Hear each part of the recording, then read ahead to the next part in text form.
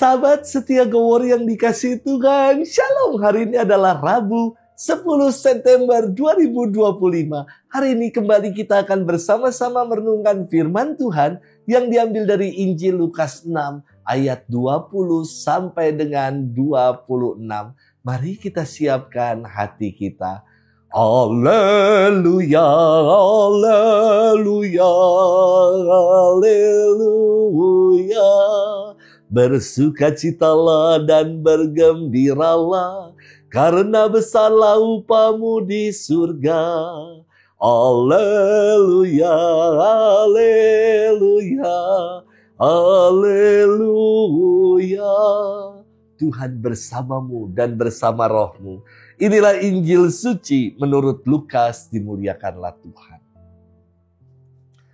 Pada waktu itu Yesus memandang murid-muridnya lalu berkata, "Berbahagialah hai kalian yang miskin, karena kalianlah yang mempunyai kerajaan Allah.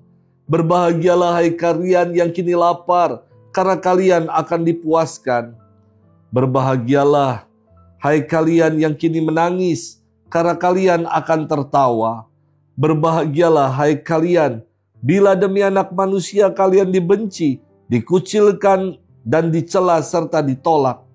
Bersukacitalah dan bergembiralah pada waktu itu, karena secara itu pula nenek moyang mereka telah diperlakukan para nabi.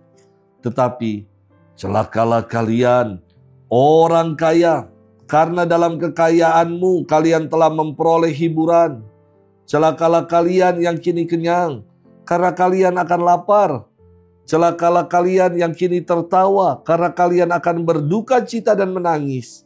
Celakalah kalian jika semua orang memuji kalian, karena secara itu pula nenek moyang mereka telah memperlakukan nabi-nabi palsu." Demikianlah sabda Tuhan. Terpujilah Kristus.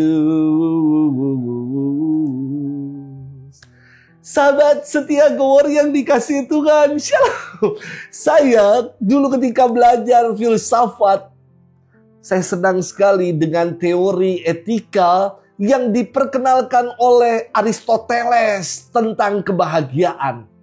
Aristoteles memperkenalkan etika eudaimonia, yang berarti kebahagiaan tertinggi atau kehidupan yang penuh dengan makna.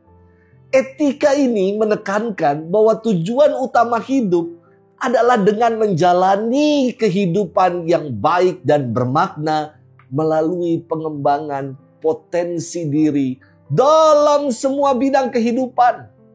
Dan cara untuk menggapai kebahagiaan ini menurut Aristoteles melalui jalan kebajikan, yakni kebaikan. Melakukan kebaikan kepada yang lain. Melalui jalan kebijaksanaan, jalan moralitas, dan ambil bagian dalam kehidupan sosial. Keren juga, bagus ya. Etika eudaimonia versi Aristoteles. Namun, orang bisa bertanya, setelah semua itu dibuat, apakah orang menjadi sungguh bahagia?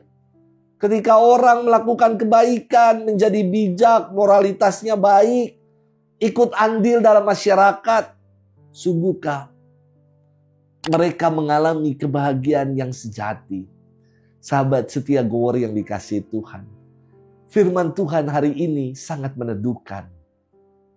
Saya kira Yesus memperkenalkan etika kebahagiaan melalui sabda yang kita kenal dengan sebutan sabda bahagia. Dalam Injil Matius, firman ini dikenal dengan sebutan 8 sabda bahagia. Namun dalam versi Injil Lukas yang kita renungkan hari ini sedikit berbeda. Karena ada 4 sabda bahagia dan ada 4 sabda celaka. Yang disebut bahagia adalah mereka yang lapar, mereka yang miskin, mereka yang menangis, yang dibenci, dikucilkan, dicela, dan ditolak. Kenapa ya? Kok kepada mereka yang dalam pandangan dunia menderita dan sengsara, hidupnya nelangsa, kok disebut bahagia? Karena kebahagiaan mereka bukan dalam pandangan dunia.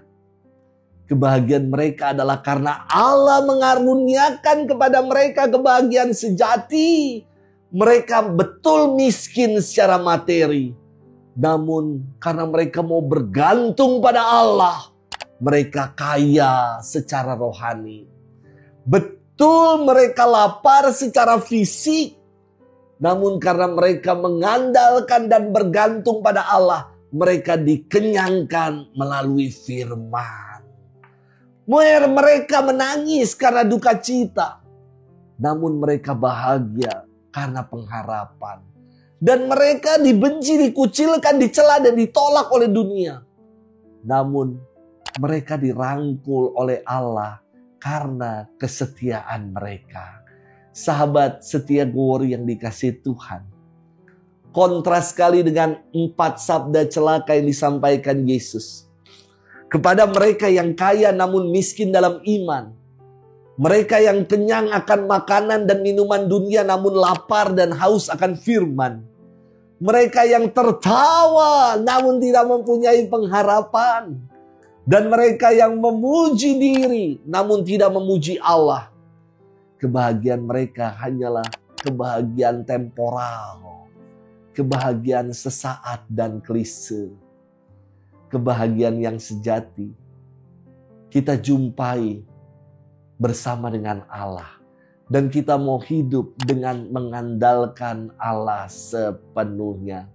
Jadi kalau hari ini kita mau bahagia, mari kita tarik napas dalam, syukuri hidup ini.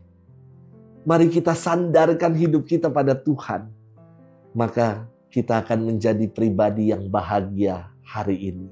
Jangan lupa untuk bahagia hari ini. Selamat bermenung.